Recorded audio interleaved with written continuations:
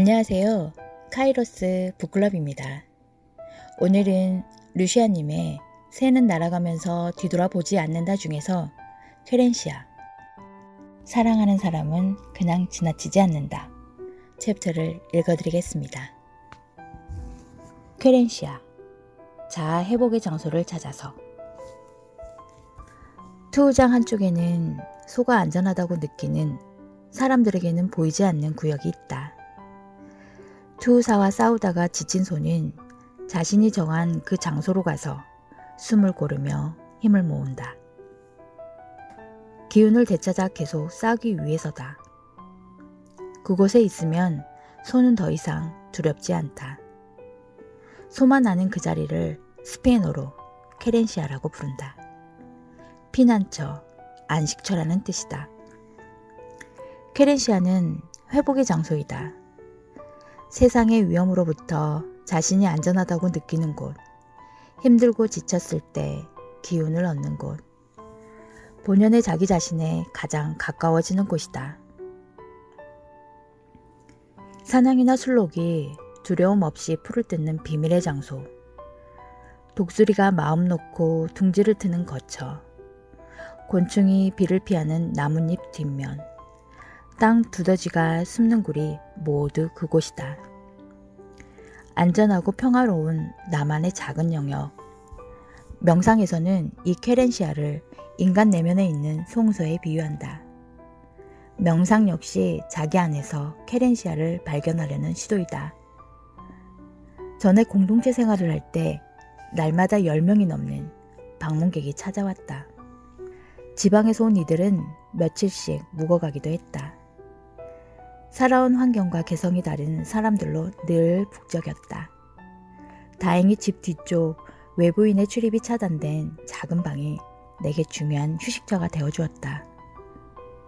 그곳은 오로지 나만을 위한 공간, 나의 케렌시아였다. 한두 시간 그 방에 앉아있는 것만으로도 사람들을 다시 만날 기운이 생겼다. 그 비밀의 방이 없었다면 심신이 고갈되고 사람들에게 치였을 것이다. 내가 만난 영적 스승들이나 명상 교사들도 매일 수많은 사람들과 수행자들을 만나지만 수시로 자신만의 장소에 머물며 새로운 기운을 얻고 그럼으로써 더 많은 이들에게 가르침을 펼 수 있었다. 그렇지 않으면 영혼의 샘이 바닥난다. 내 삶에 힘든 순간들이 있었다. 그 순간들을 피해 호흡을 고르지 않으면 극단적인 선택을 하거나 부정적인 감정들로 마음이 피폐해질 수 있었다. 그럴 때마다 여행은 나만의 케렌시아였다.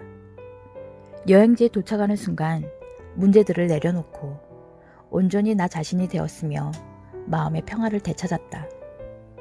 그러고 나면 얼마 후 새로운 의욕을 가지고 다시 삶 속으로 뛰어들 수 있었다. 동물들은 본능적으로 케렌시아를 안다.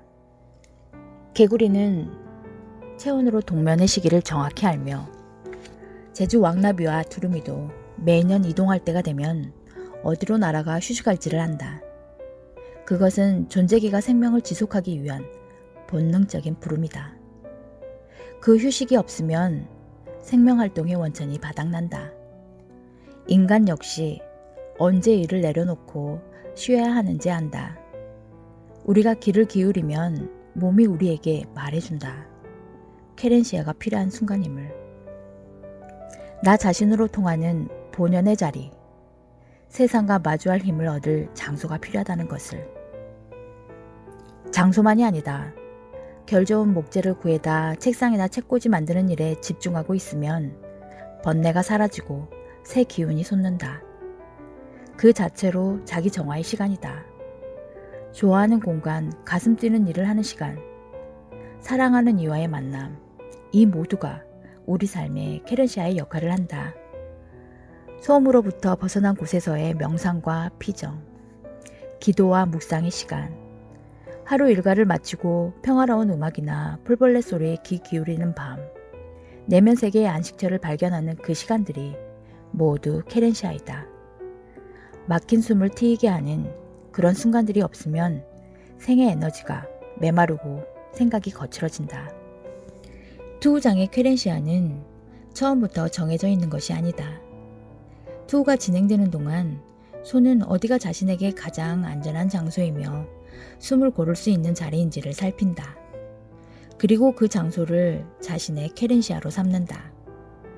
투우사는 소와의 싸움에서 이기려면 그 장소를 알아내어 소가 그곳으로 가지 못하게 막아야 한다. 투우를 이해하기 위해 수백 번 넘게 투우장을 드나든 해밍웨이는 쾌렌시아에 있을 때 소는 말할 수 없이 강해져서 쓰러뜨리는 것이 불가능하다라고 썼다. 삶은 자주 위협적이고 도전적이어서 우리의 통제 능력을 벗어난 상황들이 펼쳐진다. 그때 우리는 구석에 몰린 소처럼 두렵고 무력해진다. 그럴 때마다 자신만의 영역으로 물러나 호흡을 고르고 마음을 추스리고 살아갈 힘을 회복하는 것이 필요하다. 숨을 고르는 일은 곧 마음을 고르는 일이다. 히말라야 트레킹, 고산 부족과의 생활, 나를 가족처럼 보살펴준 오지마을 사람들, 겐지스 강의 작은 배 위에 누워 무념무상하게 바라보던 파란 하늘, 앞니 내게 부러진 탁발성과 사과를 깨물어 먹을 수 있는가 시험하며 천진난만하게 웃던 일들. 이런 쉼의 순간들이 없었다면 나 역시 건강한 삶을 유지하기 어려웠을 것이다. 누군가 말했듯이 인생은 쉼표 없는 악보와 같기 때문에 연주자가 필요할 때마다 스스로 쉼표를 매겨가며 연주해야만 한다. 가장 진실한 자기 자신이 될 수 있는 곳, 그곳이 바로 쾌렌시아이다. 나아가 언제 어디서나 진실한 자신이 될 수 있다면, 싸움을 멈추고 평화로움 안에 머물 수 있다면 이 세상 모든 곳이 쾌렌시아가 될 수 있다. 신은 본래 이 세상을 그런 장소로 창조했다.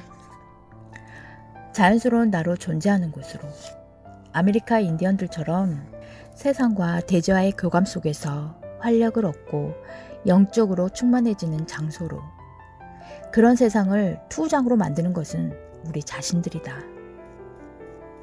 지금 이 글을 쓰는 시간도 내게는 소중한 쾌렌시아의 시간이다. 트라피스트의 신부 토머스 머튼의 말대로 우리 안에는 새로워지려는, 다시 생기를 얻으려는 본능이 있다. 자신의 삶을 변화시키는 힘을 자기 안에서 깨우려는 의지가. 우리는 본능적으로 자아 회복의 장소를 찾고 있으며 삶에 매몰되어 가기만 하는 것이 아니라 스스로 치유하고 온전해지려는 의지를 지니고 있다. 당신에게 쾌렌시아의 시간은 언제인가? 일요일마다 하는 산행, 바닷가에서 감상하는 일몰, 낯선 장소로의 여행, 새로운 풍경과 사람들과의 만남, 혹은 음악이든 그림이든 책 한 권의 여유든 주기적으로 나를 쉬게 하고 기쁘게 하고 삶의 의지와 꿈을 되찾게 하는 일들, 모두 쾌렌시아가 될 수 있다. 좋은 시와 글을 종이에 베껴 적거나 소리내어 읽는 것 같은 소소한 일도 그런 역할을 한다. 긴 여행이 불가능할 때 나는 이틀 정도 시간을 내어 제주도의 오름을 오르거나 사려니 숲길을 걷는다. 그곳에서 흙과 햇빛과 바람, 성스러운 기운들과 일체가 된다. 그때 발걸음이 곧 날개가 된다. 자연과 연결되는 장소, 대지와 하나 되는 시간만큼 우리를 회복시켜주는 것은 없다. 그때 우리는 인도의 오래된 경전 아슈타바크라 기타의 말을 이해하게 된다. 삶의 파도들이 일어나고 가라앉게 두라. 너는 잃을 것도 얻을 것도 없다. 너는 바다 그 자체이므로. 삶에서 소중한 것을 잃었을 때, 매일매일이 단조로워 주위 세계가 무채색으로 보일 때, 사랑하는 사람들로부터 상처받아 심장이 무너질 때, 혹은 정신이 고갈되어 자신이 누구인지 잊어버렸을 때, 그때가 바로 자신의 쾌렌시아를 찾아야 할 때이다. 그곳에서 누구로부터도, 어떤 계산으로부터도 방해받지 않는 혼자만의 시간, 자유 영혼의 순간을 가져야 한다. 그것이 건강한 자아를 회복하는 길이다. 나의 케렌시아는 어디인가? 가장 나 자신답고 온전히 나 자신일 수 있는 곳은? 너무 멀리 가기 전에 자기 자신에게로 돌아와야 한다. 나의 케렌시아를 갖는 일이 곧 나를 지키고 삶을 사랑하는 길이다. 사랑하는 사람은 그냥 지나치지 않는다. 프루스트의 장미. 잃어버린 시간을 찾아서의 작가이며 20세기 최고의 소설가 중 한 명인 마르셀 프루스트가 친구이자 작곡가인 레오날도 한과 함께 남프랑스에 있는 어느 대저택 정원을 거닐며 대화를 나누고 있었다. 두 사람이 진홍색 꽃이 핀 벵골 장미나무 앞을 지나갈 때 갑자기 프루스트가 말을 중단하고 걸음을 멈췄다. 레이날도도 걸음을 멈출 수밖에 없었다. 친구를 의식한 프루스트는 이내 다시 걷기 시작했다. 그러나 몇 걸음도 가지 않아 다시 멈춰서더니 말했다. 미안하지만 내가 잠시 뒤에 남아있어도 되겠나? 먼저 가면 곧 뒤따라가겠네. 조금 전에 장미꽃들을 다시 보고 싶어서 그래. 레이날도는 프루스트를 혼자 두고 먼저 앞으로 걸어갔다. 갈림길에서 돌아보니 프루스트는 장미나무가 있는 곳으로 되짚어 가고 있었다. 레이날도가 대저택을 한 바퀴 돌아 다시 그 자리로 올 때까지 프루스트는 똑같은 장소에서 미동도 하지 않고 장미꽃을 감상하고 있었다. 머리를 앞으로 숙이고 얼굴은 더없이 진지했으며 눈썹까지 약간 찌푸린 채 미묘한 꽃들에 몰입해 있었다. 레이날도가 그 옆을 한 차례 더 지나간 다음에야 프루스트는 몰입 상태에서 깨어나 친구를 부르며 달려왔다. 가까이 다가온 그가 친구에게 물었다. 화나지 않았나? 레이날도는 그렇지 않다고 미소를 지어 보였으며 두 사람은 아무 일도 없었다는 듯 중단되었던 대화를 이어갔다. 레이날도는 프루스트를 존중하는 마음에서 그 장미나무에 대해 묻지 않았다. 전에도 그런 일이 여러 번 있었기 때문이다. 훗날 레이날도는 회상기에 썼다. 그런 신비한 순간들을 얼마나 많이 목격했던가. 그 순간들에 마르셀은 자연, 문학, 인생과 완전히 하나가 되어 있었다. 그 깊은 순간들 속에 온 존재가 무라일체로 잠겨 있었다. 그런데 프루스트는 심한 천식 때문에 햇빛이나 거리의 소란, 향수 냄새도 견디기 힘들어 자주 밀폐된 방에 칩거하며 글을 써야만 했다. 9살에 시작된 천식은 죽음의 순간까지 그를 괴롭혔다. 따라서 장미나 꽃들에 가까이 다가가는 것은 천식 발작을 일으킬 수도 있는 위험한 일이었다. 힘들게 완성한 소설도 출판사를 구하지 못해 자립 출판을 해야만 했다. 대작 잃어버린 시간을 찾아서를 앙드레지드가 형편없는 작품이라고 출간 거부한 것은 유명한 일화이다. 또한 프루스트는 성격적으로도 어두운 일면이 있었다. 그런 많은 문제들에도 불구하고 몰입해서 경험한 사물들에 대한 기억은 소설 집필의 원동력이 되었다. 그 몰입의 순간에 그는 나는 더 이상 하찮고 우연한 존재가 아니다 라고 느꼈다. 나아가 한 송이 꽃의 기적을 볼 수 있다면 우리의 삶 전체가 바뀔 것이다 라고 썼다. 잃어버린 시간을 찾아서의 주제는 우리가 많은 순간들을 잃어버리며 살고 있다는 것이다. 자세히 보기만 하면 모든 사물은 그 속을 가지고 있다. 종교에서는 그것을 신의 파편이라 부른다. 그래서 각자가 독특하고 신비하다. 고대 베단타의 사상가가 간파했듯이 보려고 하지 않는 사람보다 더 심각한 장님은 없고 들으려고 하지 않는 사람보다 더 심각한 귀머거리는 없다. 우리는 보고 느끼기 위해 태어났다.